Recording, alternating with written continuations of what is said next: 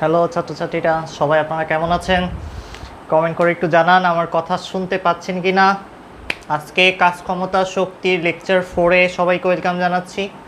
আজকে পরিবর্তী বল দ্বারা কৃত কাজ সম্পর্কে একটু কথা বলবো, আর পরিবর্তী বল দ্বারা কৃত কাজ দিয়ে কীভাবে অঙ্ক করা যায় সেটা দেখব, এবং কাজ শক্তি উপপাদ্য কী এবং সেটা দিয়ে কিভাবে গাণিতিক সমস্যা সমাধান করা যায় এই বিষয়গুলো দেখব। এই কয়েকটা বিষয় দেখব।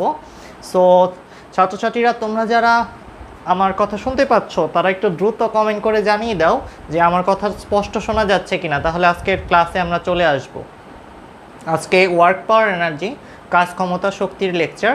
এই লেকচারটা বাংলা ভার্সন এবং ইংলিশ ভার্সন বোথ ছাত্রছাত্রীদের উপকারে লাগবে, কাজে আসবে, এবং এইচএসসি 2021 ব্যাচেরও কাজে আসবে। আর এটা যেহেতু কুল আর চিল ক্লাস, তার মানে হলো আমি খুব ধীরে ধীরেই টপিকগুলো কভার করব এবং সবাই সব কিছু বুঝতে পারবে। করিম বলতেছে কেমন আছেন? হ্যালো করিম। অমিত ভালো আছি ভাই। অমিত হাসান, তুমি কেমন আছো? জাকিয়া বলতেছে আসসালামু আলাইকুম। ওয়ালাইকুম আসসালাম। তোমরা কি আমার কথা শুনতে পাচ্ছ? একটু কমেন্ট করে জানাও, তাহলে ক্লাসটা শুরু করে দেবো এখনই। মাহিম বলতেছে আদাব। হ্যালো মাহিম, কেমন আছো?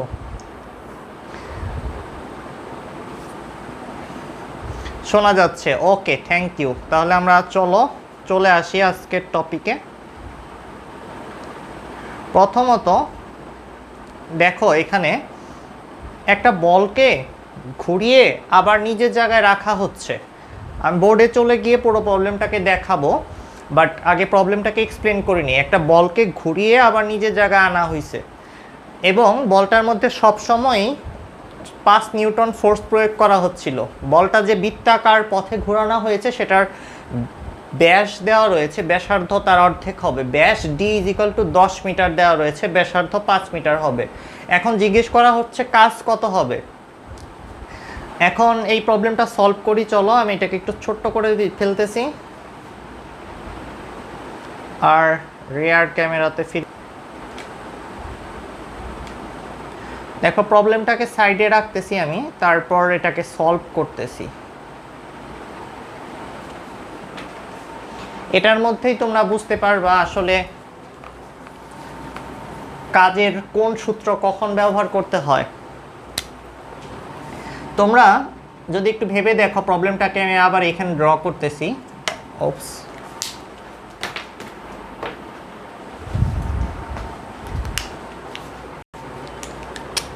প্রবলেমটা এরকম যে একটা বল আছে, বলটাকে আমি এখান থেকে ঘুরিয়ে আবার এই জায়গায় নিয়ে আসছি।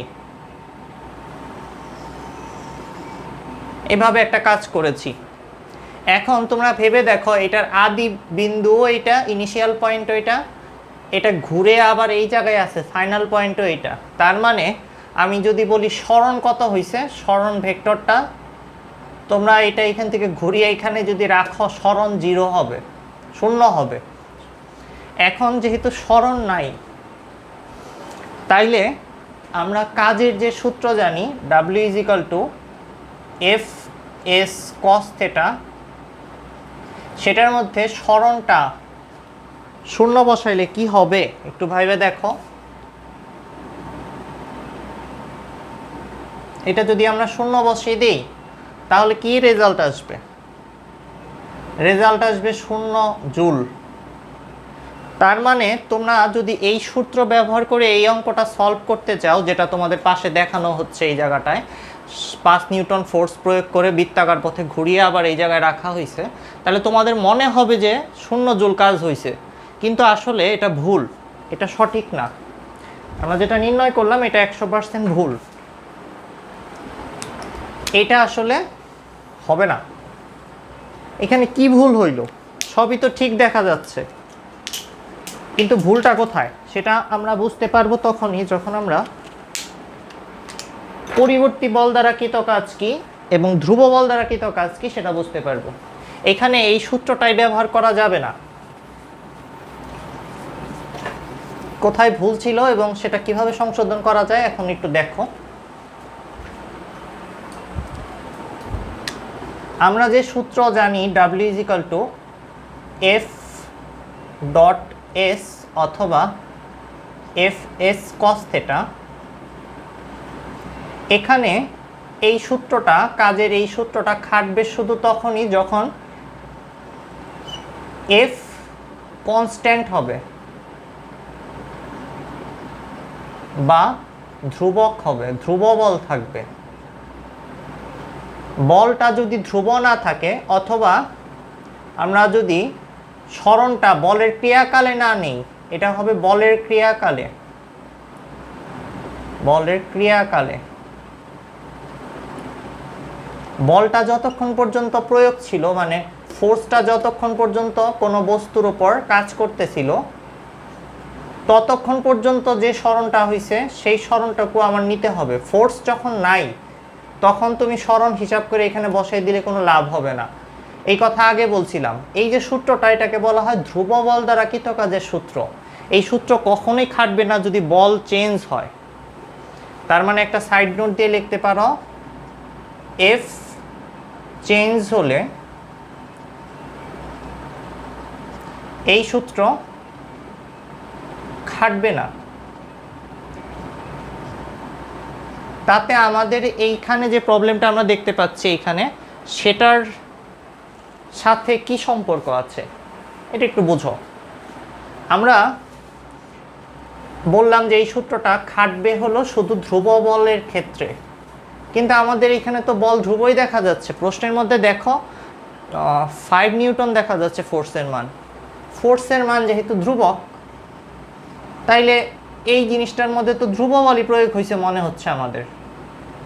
কিন্তু একটু দেখো,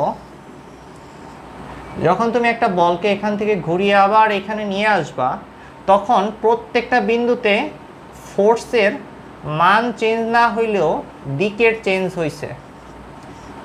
আমি যদি এই দিকেই ফোর্স দিতে থাকতাম তাহলে বলটা তো এই দিকে চলে আসতো, ঘোরাইতে পারতাম না। ঘোরানোর জন্য অবশ্যই আমার এইখানে থাকা এই বলটার মধ্যে ফোর্সের ডিরেকশন বা বল ভেক্টরটার দিক চেঞ্জ করতে হয়েছে। আমার যে প্রশ্নে দেওয়া রয়েছে 5 নিউটন, সেই 5 নিউটনই বারবার চেঞ্জ হয়েছে এইখানে। যেহেতু ভেক্টর রাশিটার মারুফা বলতেছে, আসসালামু আলাইকুম ভাইয়া। হ্যালো মারুফা, কেমন আছো? মুমতাহিনা, কেমন আছো? দেখো, এই প্রশ্নটার উত্তর সবাই নিজেরা চেষ্টা করো তো, করতে পারো কি না। এই বলটাকে যখন ঘোরানো হচ্ছিল তখন বল ভেক্টরটার মান চেঞ্জ না হইলেও দিকে চেঞ্জ হচ্ছিল। ভেক্টর রাশির যে কোনো একটা কিছু মান অথবা দিক চেঞ্জ করলে সেটা চেঞ্জ হয়ে যায়। তার মানে এই অঙ্কটা করার জন্য আমি সরাসরি এফ এস কস থেটা ব্যবহার করতে পারবো না। এইখানে বলের দিকের চেঞ্জ হচ্ছে, দিক অথবা মান যে কোনো একটা চেঞ্জ হইলেই এই সূত্র খাটবে না। তখন কি করতে হয়? তখন হইল পরিবর্তনশীল বল দ্বারা কৃতকাজের সূত্র অ্যাপ্লাই করতে হয়। এটা আবার কি জিনিস সেটা একটু বুঝো। যদি এমন হয় যে আমি এই বস্তুটাকে সামনের দিকে ধাক্কা দিচ্ছি, এফ বল প্রয়োগ করতেছি, একটা সময় F1 ছিল, তারপর সরণ হয়েছে সামথিং S1, এরপর আবার একটু ভিন্ন পরিমাণে বল প্রয়োগ করছি, আস্তে ধাক্কা দিছি অথবা জোরে ধাক্কা দিছি, এতে আমি বল প্রয়োগ করছি, আরেকটা বল প্রয়োগ করেছি, সেটা হলো F2 বল। এরপর তার সরণ হয়েছে S2। এইখান থেকে আমি যদি হিসাব করতে চাই এ পয়েন্ট, বি পয়েন্ট, সি পয়েন্টে, এ পয়েন্ট থেকে বি পয়েন্টে ফোর্স ছিল F1, সরণ হয়েছে S1। বি পয়েন্ট থেকে সি পয়েন্টে ফোর্স বা বল ছিল F2, সরণ হয়েছে S2। এখন আমি যদি কাজ বের করতে চাই তাহলে আমার করতে হবে কি, যতক্ষণ পর্যন্ত ফোর্সটা কনস্ট্যান্ট ছিল ওইটুকুর মধ্যে আমাদের ধ্রুব বলের যে কৃতকাজের সূত্র সেটা অ্যাপ্লাই করতে পারবো। এখানে যদি আমি সরণের দিক বলি, এ থেকে বি এর দিকে সরণ হয়েছে, বলটা ওই দিকে আছে, তার মানে কস থেটা আর লিখতে যাব না, কস 0 ডিগ্রি। এখানে কস 0 ডিগ্রির মান 1।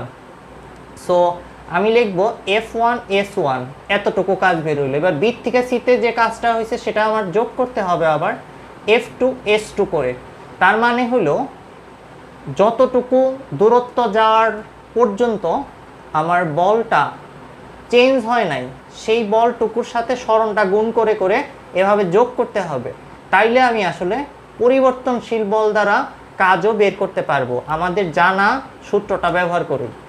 মানে আমাদের ঘটনাটা অনেকটা এরকম যে তুমি হয়তো একটা ইটকে এখান থেকে ওখানে রাখতে পারো, কিন্তু বিল্ডিং বানাইতে জানো না। কিন্তু বিল্ডিং বানাইতে যে জানে সে তো বুঝেই যে আসল কাজটা হলো ইটটার ওইখান থেকে এখানে নেওয়াই।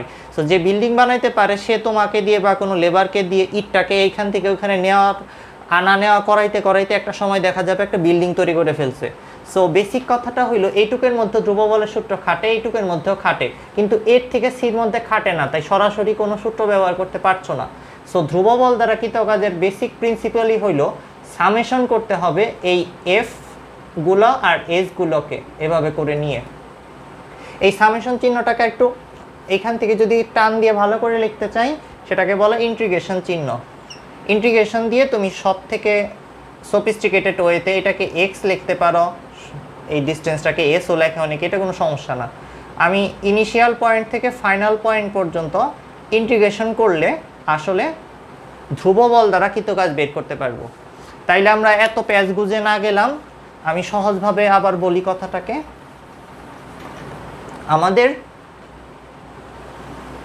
কাজ যদি ধ্রুব বল দ্বারা কৃতকাজ হয়, ধ্রুব বা ফোর্সটা যদি ধ্রুবক হয়, তখন আমরা কাজের জন্য সূত্র অ্যাপ্লাই করতে পারবো এফ ডট এস অথবা এফ এস কস থেটা এগুলা। আর যদি বলটা ধ্রুব না হয়, বল বা ফোর্সটা চেঞ্জ হয়, ধ্রুব না হয়, তখন আমাদের কাজ বের করার জন্য হয় summation of F I X I করতে হবে, N of I to N of something কিছু একটা যাইতে হবে, অথবা ইন্টিগ্রেশন করতে হবে। সব থেকে ভালো উপায় হলো সামেশন করার। মডার্ন সব থেকে ম্যাথমেটিক্যাল ওয়েতে যদি খুব সফিস্টিকেটেড হিসাব করতে চাই তাইলে ইন্টিগ্রেশন হবে বেস্ট সলিউশনটা। সো এই হইলো আসল কথা। সো তোমাদের এখানে মিম আসছে, মিম কেমন আছো? আর ফাহামিদা, মিথিলা, মিথিলা কেমন আছো? মিথিলা একটা হ্যালো লিখে আবার একটা সুন্দর স্মাইল পাঠিয়ে দিছে। ঠিক আছে মিথিলা। এখন তাইলে আমাদের যে অঙ্কটা সেটার মধ্যে আমরা এইখান থেকে এইখানে ঘুরিয়ে এটাকে আনতেছি, তাতে বল চেঞ্জ হচ্ছে, মানে বলটা ধ্রুব না, তো আমাদের অঙ্কটা এইখানে পড়ে না, এই ক্যাটাগরিতে পড়ে। আমাদের অঙ্কটা করতে গেলে আমাদের এই ইন্টিগ্রেশনটা করে অ্যান্সারটা বের করতে হবে। এটুকু আমরা বুঝে ফেলছি, এবার মুছে দিচ্ছি এটুকু তোমাদের লেখা হয়ে গেলে। তোমরা কে কোথা থেকে ক্লাসটা করতেছো একটু কমেন্ট করে জানাও। আমি একটু আবার তোমাদের এতক্ষণ তোমরা যে দুইটা ফর্মুলা শিখলা, ধ্রুব বল দ্বারা কৃতকাজের সূত্র আর হলো পরিবর্তনশীল বল দ্বারা কৃতকাজের সূত্র। এই প্রবলেমটার মধ্যে বলটাকে ঘুরিয়ে আবার নিজের জায়গায় আনা হয়েছে। দ্যাট মিন্স এই বলটাকে ঘোরানোর সময় প্রত্যেক মুহূর্তে ফোর্সটা অর্থাৎ বল ভেক্টরটা চেঞ্জ হয়েছে, তাই এটা আসলে ধ্রুব বল দ্বারা কৃতকাজের সূত্র দিয়ে করা যাবে না, এটাকে আমাদের পরিবর্তনশীল বল দ্বারা কৃতকাজের সূত্র অর্থাৎ ইন্টিগ্রেশন করে রেজাল্টটা বের করতে হবে। সুইটি কেমন আছো? চলো আমরা এখন এই অঙ্কটার সমাধান দেখে ফেলি কুইকলি। এটাকে এখান থেকে এখানে ঘুরিয়ে এখানে আনা হয়েছে। এই ব্যাসার্ধটা দেওয়া ছিল আমাদের, এই ব্যাসার্ধটার ভ্যালু হলো আমার পুরো ব্যাসটা দেওয়া রয়েছে 10 মিটার ডি এর মান, তাহলে ব্যাসার্ধ কত হবে? আর এর মানটা হবে 5 মিটার। এখন এই পুরো জিনিসটা যেহেতু বৃত্তাকার, তো আমি জানি এটার পরিধি কত হবে, 2πr হবে। সো এটাকে তারপরে আমি একটু ভিন্ন স্টাইলে লিখতে চাই। আমি আসলে কি করতে চাই ভালো করে বুঝিয়ে দিচ্ছি। আমি এই দিকে একটা স্পর্শক বরাবর বল প্রয়োগ করা হচ্ছে, কত নিউটনের লেখা আছে দেখো, 5 নিউটনের ফোর্স। আর কি দেওয়া রয়েছে? আর ওয়ার্ক বের করতে বলা হয়েছে, আর কিছুই না। আমি ভালোই আছি আয়শা, তুমি কেমন আছো? এটাকে ঘুরিয়ে এখানে নিতে চাচ্ছি আমরা। এখন আমরা কি করব? এই সূত্র ফেলবো, integration of x I x F F dx. F বলটার মান চেঞ্জ হয় নাই, তাই এটাকে আমরা সরাসরি বসাইতে পারবো। আর ইন্টিগ্রেশন করতে চাচ্ছি এই 0 বিন্দু থেকে টোটালটা ঘুরে আবার এখানে আসলে টোটাল যে জিরো এখানে দিচ্ছি, শূন্য এখানে দিচ্ছি, ফাইনালি কোথায় নিচ্ছি, পেরিমিটার বরাবর নিচ্ছি। পেরিমিটার মানে হলো 2πr দূরত্ব যাচ্ছে। তো ইন্টিগ্রেশন করব 0 থেকে 0 থেকে 2πr পর্যন্ত। এইটাকে যদি কেটে এইভাবে লম্বা করে দিই তাহলে ব্যাপারটা বুঝতে পারবা। এই পয়েন্টটা আসলে 0, এটাকে ঘুরিয়ে এইখানে আনার মানে হলো আমি 0 থেকে 2πr পয়েন্ট পর্যন্ত ইন্টিগ্রেশন করব। এরপরে ডিএক্সটা লেখো, তোমাদের এখানে দেখা যাচ্ছে তো? হ্যাঁ, ওকে। এই ইন্টিগ্রেশন করার জন্য 5টাকে সামনে নিয়ে আসলাম। ইন্টিগ্রেশন অফ ডিএক্স খুবই সহজ জিনিস, 0 থেকে 2πr করব। আর কি এখানে আর নিচে লিখলে মনে হয় তোমরা দেখবা কি না, পাশে লিখি। হ্যাঁ, 5 চলে আসলো। ডিএক্স এর ইন্টিগ্রেশন এক্সই, তোমাদের যারা ইন্টিগ্রেশন জানা নাই তাদের একটু বলে দিচ্ছি। ডিএক্স এর ইন্টিগ্রেশন হলো এক্স প্লাস সি। লিমিট থাকলে এই কনস্ট্যান্টটা আমরা দিচ্ছি না। যারা ইন্টিগ্রেশন পারো না তারা একটু মাই স্টাডি ডিফেন্ডের ইউটিউব চ্যানেল থেকে একটু দেখে আইসো। তোমাদের কষ্ট করে সাবস্ক্রাইবও করতে হবে না, তোমরা একটু নিজের জন্য কষ্ট করে একটু দেখে আইসো। ইন্টিগ্রেশনের পুরো সিরিজ আছে এবং ডিফারেন্সিয়াল ক্যালকুলাসের পুরোটা সিরিজ মাই স্টাডি ডিফেন্ডের ইউটিউব চ্যানেলে আছে। 0 থেকে 2πr পর্যন্ত যদি করতে চাই তাহলে ইন্টিগ্রেশনটা কিভাবে করব? খুব সহজ, আমি এটা এখানে লিখতেছি। 5 ইন্টু 2πr বসিয়ে দেব, upper limit minus lower limit, আসতেছে 10, 5 দুগুণে 10, পাই আর মানে কত? আর মানে হলো 5। তো 50 পাই হলো কাজের মান আসছে। পায়ের মানটা 3.1416 বসিয়ে এটাকে গুণ করলেই আমাদের জুলে অ্যান্সার বের হয়ে গেল, শেষ। তোমরা যারা দেখতে পাচ্ছ না তাদের জন্য আমি এটা সরিয়ে দিচ্ছি, তাহলে এখন দেখতে পারবা। এই নাও, আমাদের এই প্রবলেম সলভ। সো এখন আর এইটাকে এই প্রশ্ন রেখে দেওয়ার তোর কোনো দরকার নেই, প্রশ্নটাই সরিয়ে দিচ্ছি। দেখো, এইভাবে পরিবর্তনশীল বল দ্বারা কৃত কাজ ইন্টিগ্রেশনের সাহায্য নিয়ে আমরা বের করতে পারি। এখন এইটার উপর একটা গ্রাফিক্যাল সলিউশনও আমরা করতে পারি। আমরা গ্রাফ ব্যবহার করে এই ধরনের অঙ্ক করতে পারি। কিভাবে করব সেটা নিয়ে একটু কথা বলি। তোমরা একটু কমেন্ট করে জানাও এতটুকু বুঝতে পারছো কি না।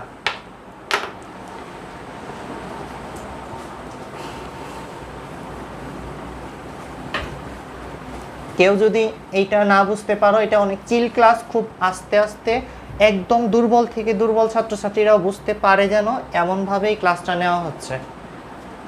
যারা ক্লাস 5, 6-এ আছে তারাও যেন বুঝতে পারে এমনভাবেই ক্লাসটা নেওয়া হচ্ছে। এখন দেখো, এই জিনিসটা integration of xi x f f dx, এই জিনিসটাকে ইন্টিগ্রেশন ছাড়াও গ্রাফিক্যাল মেথডে বের করে আনা যায় যদি আমরা কি জানতে পারি। দেখো, আমরা যদি এরিয়া আন্ডার দ্য কার্ভ জানতে পারি, ইন্টিগ্রেশনের মান শর্টকাটে বের করার এটাই হলো উপায়। এটা হলো এরিয়া আন্ডার দ্য কার্ভ বের করা। এখানে যেটা দেখানো হচ্ছে আর কি, আমি এটাকে একটু ছোট করে দেই।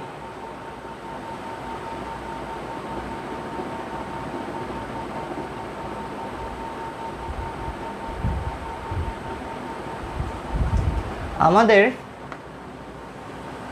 এক্স অক্ষ বরাবর যদি সরণটাকে প্লট করি, অর্থাৎ স্বাধীন অক্ষ বরাবর এক্স বা সরণ রাখি আর অধীন অক্ষ বরাবর ওয়াই অক্ষ বরাবর ফোর্স রাখি, তাহলে যে গ্রাফ পাবা তুমি, এফ ফাংশনটা যেভাবে এক্সের সাপেক্ষে ভ্যারি করতেছে বা চেঞ্জ হচ্ছে, সেই গ্রাফের মধ্যে যদি তুমি ইন্টিগ্রেশন চালাও এই পয়েন্ট থেকে এই পয়েন্ট পর্যন্ত, তাহলে আসলে এটার রেজাল্ট যা আসে সেটা হলো এইখান থেকে একটা লম্ব যদি টানো আর এখান থেকে যদি একটা লম্ব টানো, অর্থাৎ পারপেন্ডিকুলার যদি তুমি টানো, তাহলেই তুমি পেয়ে যাবা এইটার রেজাল্টটা কি হবে।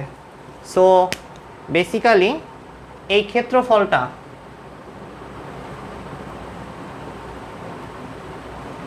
ক্ষেত্রফলটাই হলো আমার এই ইন্টিগ্রেশনের মানটা।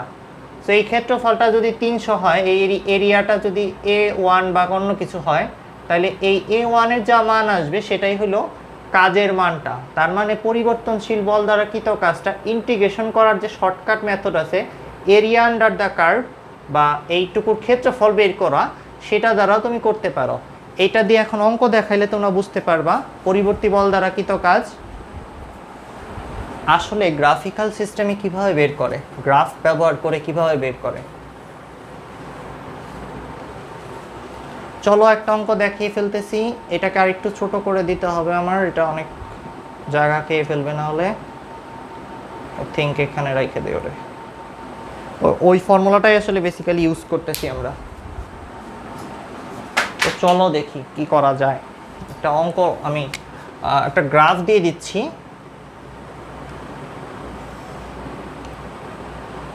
গ্রাফটা দেখো এরকম একটা কার্ভ সামথিং, কীরকম দেব চিন্তা করতেছি।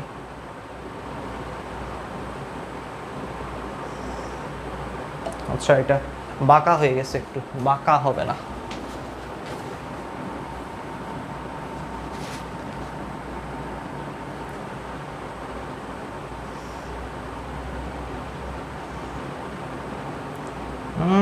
তারপর হতে পারে অনেকটা এরকম কিছু একটা নামলো, এরপরে এটা এরকম হইলো,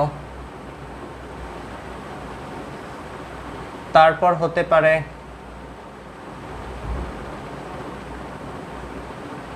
এরকম একটা কিছু।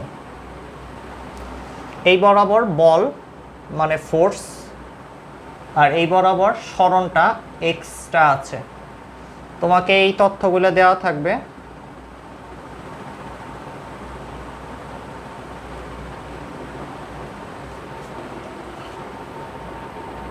এখানে অনেকগুলো ডেটা তোমাকে দেওয়া থাকবে।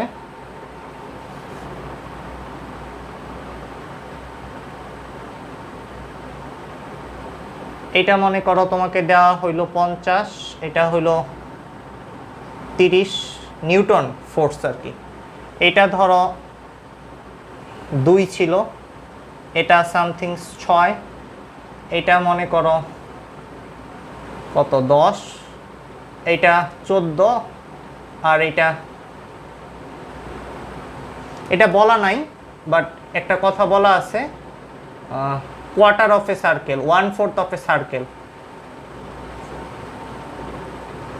সার্কেলের 4 ভাগের 1 ভাগ অংশ এটা। আমি এটার শর্টকাটে সার্কেল বাই 4 লিখে রাখলাম, ঠিক আছে। তো এখন তোমাদের যদি বলা হয় সরণ 2 মিটার থেকে একবারে 4 এই পর্যন্ত নিয়ে যেতে এইখানে কত কাজ করা হয়েছে টোটাল, সেটা বের করো। সেটা বের করতে গেলে আমার just area under the curve বের করতে হবে। আমার 3টা ক্ষেত্রফল লাগবে। একটা হলো এইটুকুর ক্ষেত্রফলটা, এই যে এইটুকু। I can't connect to the Wi-Fi network. You might want to check the connection settings in the Google Home app. এরপরে আরেকটা আছে যেটা হলো আমার এটা A2 ক্ষেত্রফল, এইটুকু।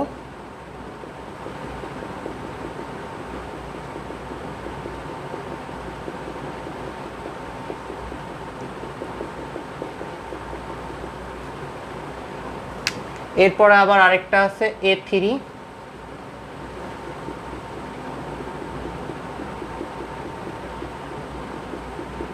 এরপর সবার শেষে যেটা আছে সেটা হলো আমি বলবো A4।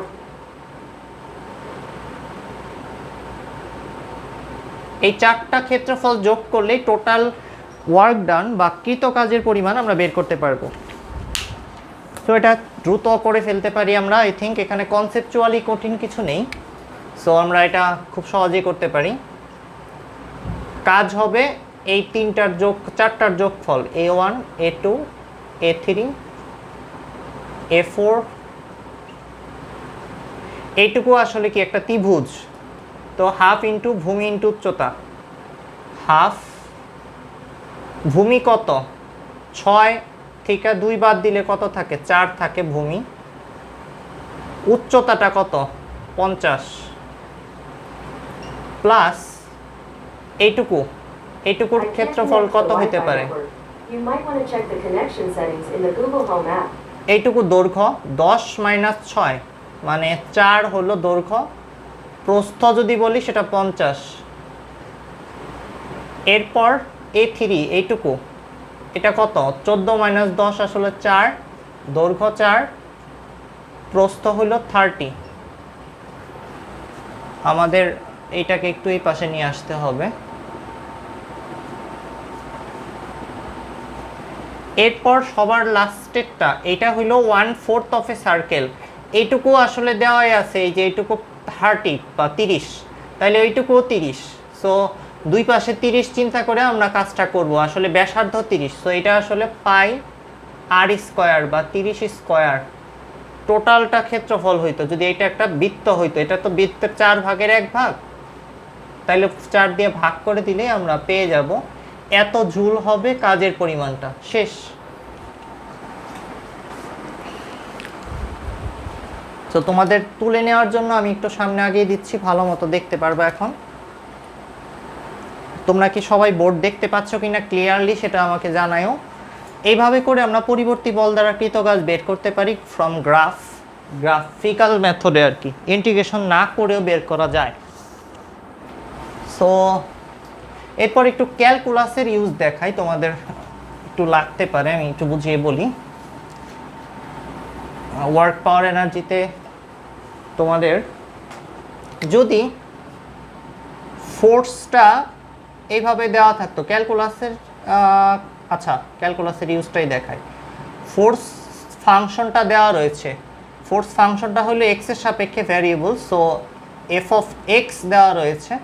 ফোর্স ফাংশনটার জন্য বলা রয়েছে যে 3x স্কোয়ার মাইনাস 5, এইটাই হলো এত নিউটন হইল ফোর্স। এটার মানে কি, যদি আমি সরণ ঘটাইতেছি এক্স বাড়াচ্ছি, সেটার সাথে সাথে ফোর্সটাও চেঞ্জ করতেছি, তার মানে হলো হইতে পারে আমি এই ব্লকটাকে এই দিকে ধাক্কা দিচ্ছি, ধাক্কা দেওয়ার সময় এই বরাবর এক্স কাউন্ট করতেছি, এইখানে আসার পরে আবার দেখা গেল আমি যে বলটা দিছি সেটা একটু চেঞ্জ হয়ে গেছে। কত হয়েছে সেটা বের করা যাবে এটার দ্বারা। আমি যদি বলি এক্স এর মান হলো 4, তাইলে এইখানে কত ফোর্স অ্যাপ্লাই করা হচ্ছে সেটার অ্যান্সার আমরা বুঝতেই পারতেছি। এখানে 4 স্কোয়ার দিলে 4 4 16, আর 3 দিয়ে গুণ করলে যা আসবে আর কি, 3 × 4 স্কোয়ার মাইনাস 5, এই বল এখানে অ্যাপ্লাই হচ্ছে। এভাবে করে বিভিন্ন পয়েন্টে এক্স অর্থাৎ সরণের যে মানটা সেটা এখানে বসাইলে আমরা বলটা কত প্রয়োগ করা হচ্ছিল সেটা বুঝতে পারতেছি। দ্যাট মিন্স আমাদের একটা ফাংশন দেওয়া রয়েছে যেটা সাপেক্ষে ফোর্সটা বা বলটা ভ্যারি করছে বা চেঞ্জ হচ্ছে।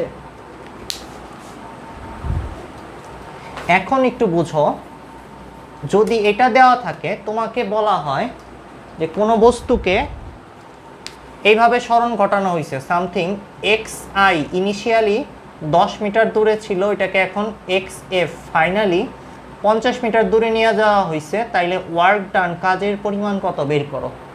এটাকে কিভাবে বের করা যেতে পারে ইউজিং ক্যালকুলাস? আমরা যেটা করব সেটা হলো আমরা আমাদের সূত্র লিখব, W is equal to integration of x I x F F DX is equal to, initially আছে হলো 10-এ আর এটা 50, এফ এর পরিবর্তে আমার এই ফাংশনটা বসাতে হবে, অর্থাৎ এটুকু বসাই দিতে হবে।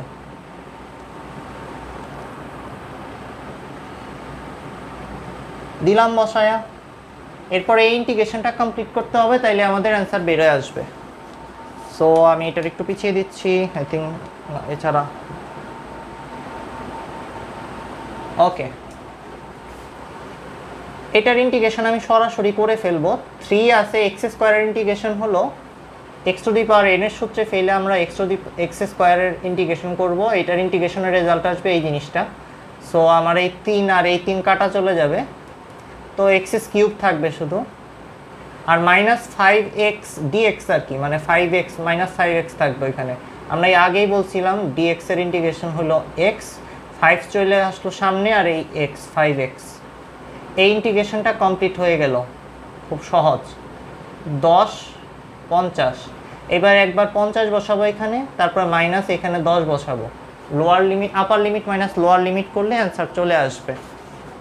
সো তোমাদের আমি এই পাশে লিখতেছি, এটা 50 কিউব মাইনাস 5 × 50, এটার থেকে এটা বিয়োগ করতে হবে, 10 কিউব মাইনাস 5 × 10, ব্যাস যা আসছে এত জুলি অ্যান্সার শেষ। সুইটি কি অবস্থা, কেমন আছো? তো তোমাদের কি অবস্থা আমি একটু আমরা এতক্ষণ যেটা দেখছিলাম সেটা হলো পরিবর্তনশীল বল দ্বারা কৃত কাজ বের করার তিনটা মেথড। বেসিক্যালি সূত্র একটাই, ইন্টিগ্রেশন করা লাগবে। ইন্টিগ্রেশন ফাংশন দেওয়া থাকলে করা যেতে পারে, অথবা পাথটা চেঞ্জ হচ্ছে সেটার উপর ইন্টিগ্রেশন চালানো যেতে পারে। আবার আমরা চাইলে গ্রাফিক্যাল মেথডে গ্রাফ থেকে এরিয়া বের করলেও আমরা অ্যান্সারটা পেয়ে যাচ্ছি, কাজের মানটা কত হবে। আর এখন আমি একটু কাজের জন্য ভেক্টরের দেওয়া থাকে সেটা একটু দেখাবো। কাজ বের করার জন্য আমরা ভেক্টর থেকে কিছু সাহায্য নিতে পারি কিনা সেটা একটু দেখব।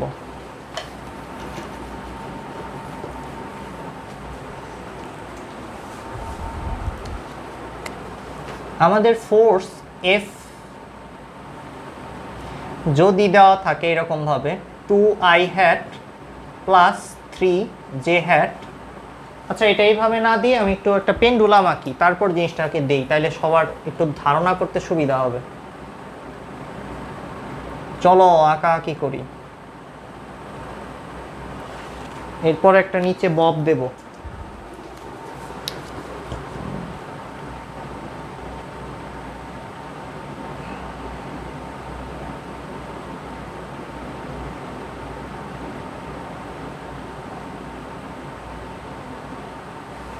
এইটাকে এই বরাবর একটা ফোর্স প্রয়োগ করে ধাক্কা দেওয়া হয়েছে। তো বেচারা পেন্ডুলাম কি করবে? দুলবে। ধাক্কা দিলে পেন্ডুলাম আর কি করবে? দুলে এখানে চলে আসলো। ধরো পেন্ডুলামটা,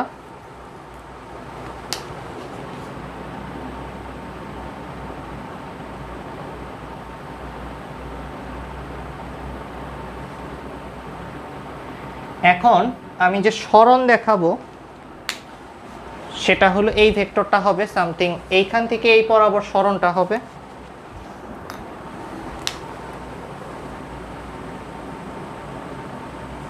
এটা হলো আমার ডিসপ্লেসমেন্ট ভেক্টর বা সরণ ভেক্টর। আর আমি যে ফোর্সটা প্রয়োগ করেছিলাম বল, সেটা কিন্তু এই বরাবর প্রয়োগ করেছিলাম। এই হলো আমার ফোর্স এফ ভেক্টর। এবার তোমাকে প্রশ্নে দুইটা জিনিসই দেওয়া আছে। ধরো এফ ভেক্টরটাও দেওয়া আছে 2i hat plus 3j hat, এই ফরম্যাটে দেওয়া আছে। এস ভেক্টরটা দেওয়া আছে 4i hat plus 6j hat, এইভাবে কিছু একটা দেওয়া আছে। এখন তোমাকে কাজ বের করতে বললো, ওয়ার্ক ডান বের করতে বললো। W কত হবে? প্রশ্ন হলো ওয়ার্ক বা কাজের মানটা বের করো। তো আমরা এটাকে খুব সহজে করতে পারতেছি। F dot S is equal two, এটাকে জাস্ট ডট গুণন করতেছি, এটা দিয়ে এটা গুণ হচ্ছে, এটা দিয়ে এটা গুণ হচ্ছে, জাস্ট এত জুল বের হয়ে গেল, কাজ শেষ। এটাই অ্যান্সার। আমরা চাইলে এই মাঝখানের যে কোণটা সেটাও বের করতে পারি। এই থিটাটাও যদি চাওয়া হয়, এটা বের করার জন্য আমার জাস্ট এই যে এফ ডট এস এর যে মান আছে সেটাকে আমরা লিখব এফ এস কস থিটা। এরপর এখানে যা আসে সেটা তোমরা একটু করে বলো তো, অ্যান্সারটা কমেন্টে একটু জানাও তো কত আসে। কমেন্ট করে একটু জানাও যারা আছো, ক্লাস করতেছো আর কি।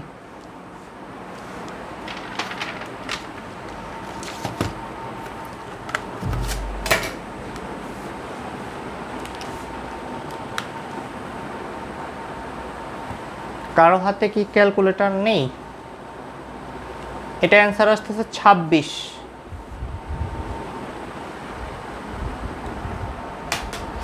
এটার অ্যান্সারটা আসতেছে 26 জুল। তো এটাকে 26 লিখবো, 26 লিখবো। এফ এর মানটা বের করতে হবে। এফ এর মান বের করার উপায় কি? 2 স্কোয়ার 3 স্কোয়ারে এভাবে রুট করো। আর এস এর মান বের করার উপায় হলো root over of 4 square 6 square. আর cos থিটা ইজ ইকাল টু 26 লেখো। এখান থেকে আমরা থিটা is equal to cos inverse of 26 divided by এই এফ আর এস এর যা মান আসে সেটা বসিয়ে দিলেই থিটার মানটাও বের করে ফেলতে পারবো। এই তো আমরা কাজের ভিতর থেকে যদি ভেক্টরে যেতে চাই অথবা ভেক্টর থেকে কাজে আসতে চাই, দুটেই করা যাবে, বোথ আর পসিবল। এইবার চলো আমরা একটু অন্য ধরনের জিনিস দেখি, কাজ শক্তি উপপাদ্য টাইপের জিনিসপত্র দেখি। এখন আসো যদি আমরা একটা স্প্রিংয়ের উপর কিছু আজগবি ঘটনা ঘটাই। এই প্রশ্নটাকে একটু বুঝতে হবে, তারপরে আমি সামনের দিকে আগাতে পারবো।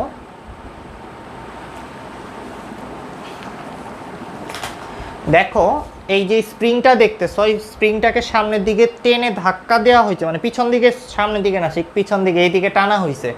টানার পরে ছেড়ে দেওয়া হয়েছে। ছেড়ে দেওয়াতে কি হয়েছে, স্প্রিংটা সামনে থাকা, তার থেকে সাম্য অবস্থায় থাকা, যে অবস্থায় স্প্রিংটা থাকার কথা ছিল ওই জায়গাটা একটা বল রাখা রয়েছে, 0.2 কেজির একটা বল।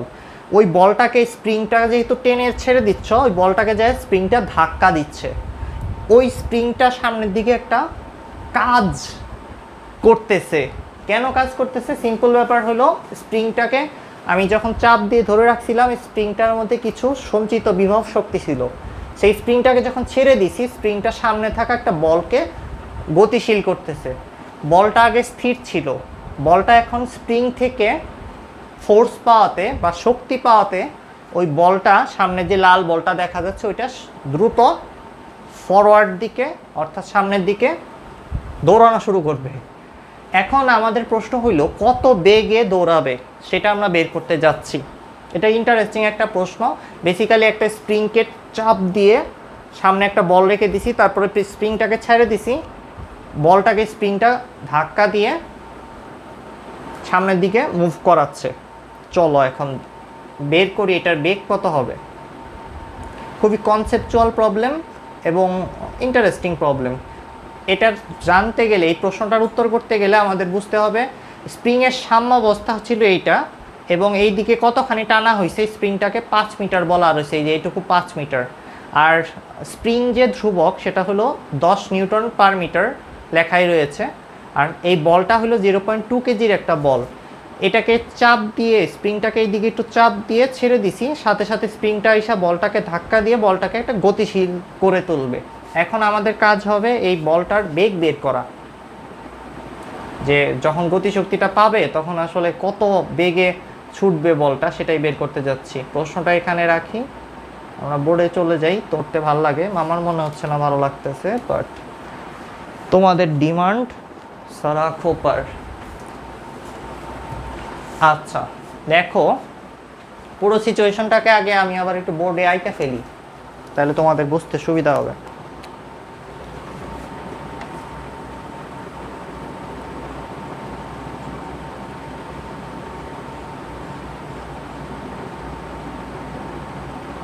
স্প্রিংয়ের টাকে এইখানে আসলে বেসিক্যালি থাকার কথা, স্প্রিংটা এইখানে সাম্য অবস্থা স্প্রিংয়ের, বাট এটাকে ওই দিকে ধাক্কা দেওয়া হয়েছে, চাপ দেওয়া হয়েছে। কত মিটার? ওইখানে লেখা আছে 5 মিটার। আর এরপর এখান থেকে ছেড়ে দেওয়া হয়েছে। আমি যদি পয়েন্ট দিই, এটা হলো এস পয়েন্ট, সাম্য অবস্থা, আর এটা হলো চাপ দেওয়ার পর, প্রেসার দেওয়ার পর পি পয়েন্ট। এস পয়েন্টে একটা বল রাখা আছে,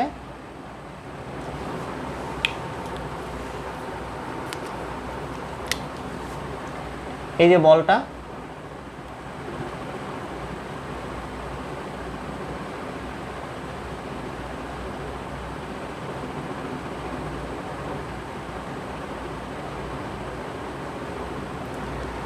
এই বলটাকে ধাক্কা দিচ্ছে এসে স্প্রিংটা। বলটার আদি বেগ 0 ছিল, বলটার u0 metre per second. V কত হবে সেটা আমরা বের করতে চাচ্ছি। এই স্প্রিংয়ের স্প্রিং ধ্রুবক বা স্প্রিং কনস্ট্যান্ট দেওয়া আছে, যেটাকে স্টিফনেস বলে ইংরেজিতে, 10 নিউটন পার মিটার। স্টিফনেস জিনিসটা কি সেটা একটু বুঝতে হবে এবং অনেকগুলা জিনিস আগে বোঝা লাগবে। এটা এই অঙ্ক করতে গেলে অনেকগুলো কনসেপ্ট আসলে আগে ক্লিয়ার থাকতে হবে। কি কি কনসেপ্ট ক্লিয়ার থাকতে হবে? প্রথমত তোমাদের বুঝতে হবে স্টিফনেস জিনিসটা কি। যদি আমি নর্মালি একটা স্প্রিং নেই, স্প্রিংটাকে তার নিজের অবস্থানে এইখানে শান্তভাবে রেখে দিলে যে অবস্থায় থাকে এটাকে বলে স্প্রিংয়ের সাম্য অবস্থা। এটাকে এইখান থেকে যদি টেনে এইদিকে নিয়ে আসি, তাইলে আমি যদি এটাকে টেনে এক্স পরিমাণ সরণ ঘটাই, তাইলে স্প্রিংয়ের উল্টা দিকে অর্থাৎ এই দিকে একটা বল কাজ করে। স্প্রিংয়ের ইন্টারনাল ফোর্স এটা, কারণ স্প্রিং চায় না তারে টাইনা তুমি এভাবে বড় করে ভেজাল করো তার সাথে। স্প্রিং চায় নিজের জায়গায় ফিরে যাইতে। তোমার কানটা তুমি এখান থেকে টান দিয়ে এই এক্স পরিমাণ সরণ ঘটায় দেখো, কান ছাড়া দিলে আবার নিজের জায়গায় ফিরে যাবে। এই যে ফিরে যাওয়ার প্রপার্টিসটা, এটাই হলো স্টিফনেসটা।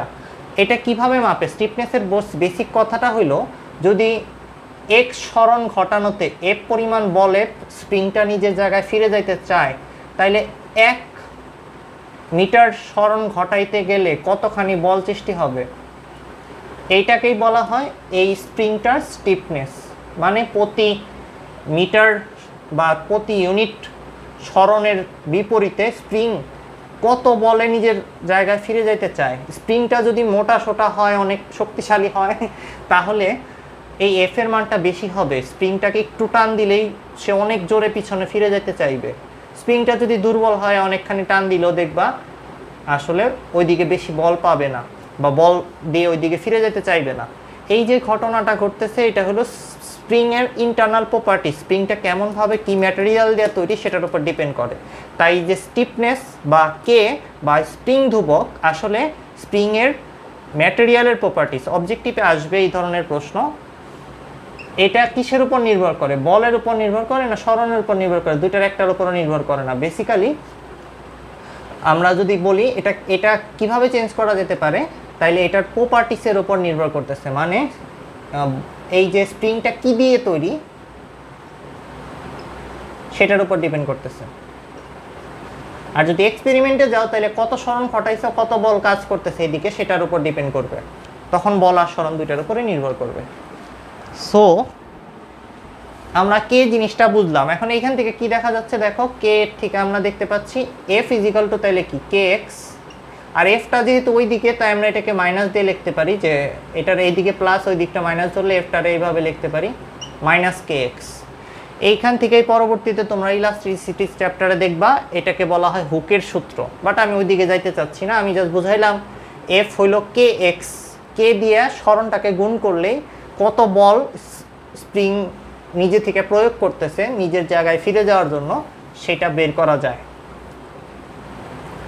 এখন যদি আমি বলি এখান থেকে এখানে টেনে নিয়ে যাচ্ছি জিনিসটাকে, আমার স্প্রিং দ্বারা কৃত কাজের সূত্র কি হবে সেটা সবাই লিখে নিতে পারো, অথবা প্রতিপাদনও করতে পারি আমি চাইলে।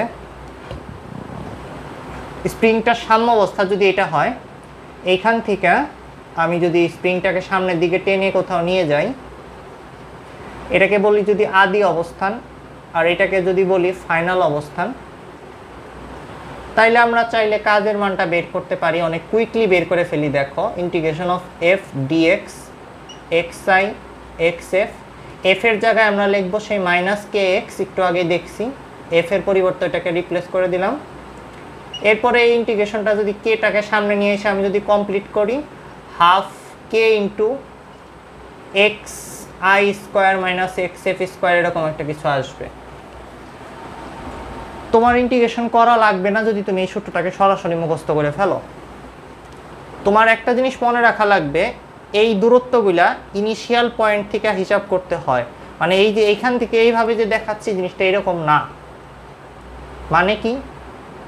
মানে হইল তোমার খেয়াল রাখতে হবে এই দূরত্বটা মাপতে হয় হইলো এইখান থেকে। আমি দেখানোর সময় জাস্ট ইন্টিগ্রেশন করছি ওইভাবে, কিন্তু সব এক্স মাপতে হয় সাম্য অবস্থা থেকে কত দূরে গেছে সেটার উপর। সবাই বুঝতে পারবা ব্যাপারটা। আমি একটু যদি ম্যাথমেটিক্যাল ভাষায় জিনিসটাকে লিখি, প্রথমত সূত্রটা লিখতেছি, W is equal to half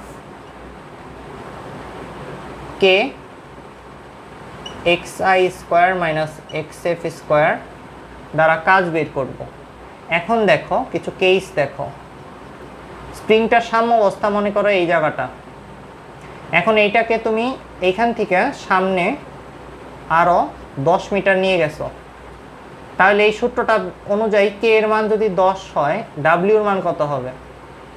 half into 10 into initial সাম্য অবস্থা থেকেই আসা হয়েছে, সাম্য অবস্থা থেকে সাম্য অবস্থার দূরত্ব কত? তোমার বাসা থেকে তোমার বাসার দূরত্ব কত? 0 বা 0 মাইনাস এই 10 বসিয়ে দাও, 10 স্কোয়ার বসিয়ে দাও, অ্যান্সার সামথিং মাইনাসে আসবে, কারণ স্প্রিং কিন্তু ওই দিকে চাচ্ছে বল দিয়ে ফিরিয়ে নিতে, আর এই যে কাজটা করেছি আমরা স্প্রিংয়ের বিরুদ্ধে কাজ করেছি, তাই একটা মাইনাস সামথিং জোল আসবে।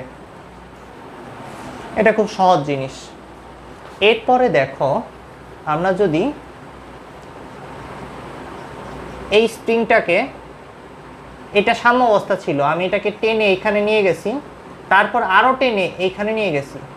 তো প্রথমে আমি টানছিলাম 5 মিটার, এরপরে আমি নিয়ে গেছি 10 মিটার আরও।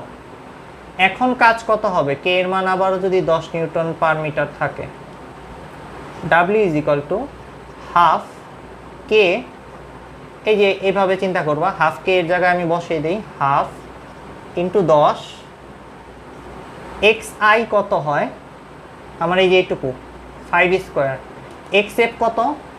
সাম্য অবস্থা থেকে দূরত্বটা মাপতে হবে, 15 হবে, 15 স্কোয়ার। ব্যাস, এত জলি হবে কাজের মান। স্প্রিং দ্বারা কৃত কাজের সূত্র কিভাবে ব্যবহার করে সেটা আমরা বুঝে ফেলছি। এইবার আমাদের যেটা জানতে হবে এই অঙ্কটা করার জন্য, সেটা হলো কাজ শক্তি উপপাদ্য। আমাদের বোর্ড ডিসপ্লেস হয়ে গেছে, অনেকদিন ধরে ইউজ হয় না মনে হচ্ছে জিনিসটা। ওকে,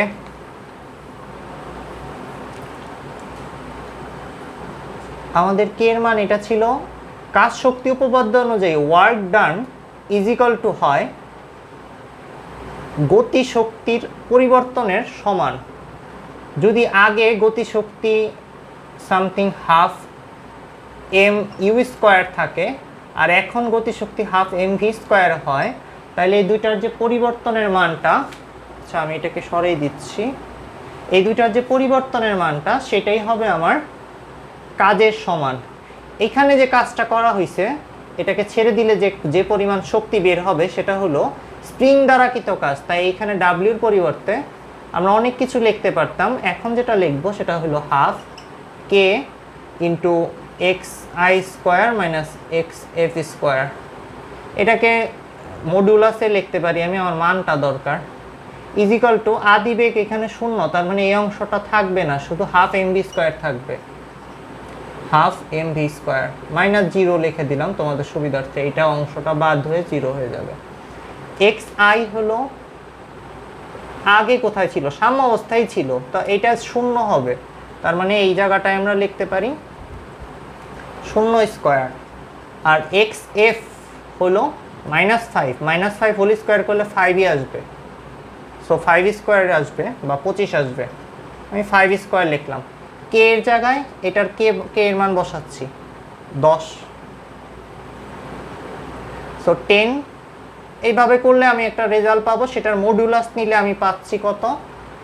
এটা হলো 5 আসতেছে, আর ওইখান থেকেও 5 স্কোয়ার আসতেছে, মানে 5 কিউব আসতেছে। এরপর এটা হাফ, এরপর এম এর মানটা লিখবো, এটা 0 পয়েন্ট কত যেন ছিল, আমি একটু আবার দেখি প্রশ্নটার মধ্যে, না এটা না, প্রশ্ন হইলো এটা, এই প্রশ্নের মধ্যে দেখা যাচ্ছে যে আমার জিনিসটার ভর হইল 2.2 কেজি, তাইলে এটার ভর যদি 0.2 কেজি হয়ে থাকে, আমরা এটা বসিয়ে দিচ্ছি, half M V square, V স্কোয়ারের মানই বের করবো এখান থেকে, আর কিছুই আসলে করার নাই, হয়ে গেছে অঙ্ক শেষ। ভি এর মানটা এখান থেকে বের করে ফেলার জন্য আমার কি করতে হবে? 5 কিউব ইন্টু 2 ডিভাইডেড বাই 0.2 রোট করে দিলে ভি এর মান বের হয়ে আসবে। অর্থাৎ সামনের দিকে এটা কত বেগে ছুটে চলবে, এই স্প্রিং থেকে আসা শক্তি পেয়ে এটা কি করবে? সামনের দিকে গতিশক্তি পাবে, সেই বেগের মানটা ভি এর মানটা কত হবে সেটা আমরা বের করে ফেললাম এখান থেকে।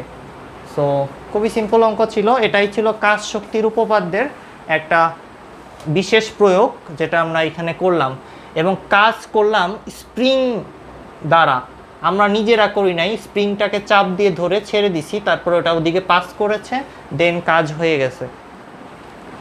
That was the fun. অনেক ক্লাস নিয়ে ফেলছি এখন, তাহলে টাটা বাই বাই। তোমরা এইখানে এই কয়েকটা টপিক খুব ভালো মতো এখন জানতে পারলা। সো বাই, সবাই ভালো থেকো। সুইটি, মিম, যারা যারা ছিলা ক্লাসে সবাইকে থ্যাংক ইউ।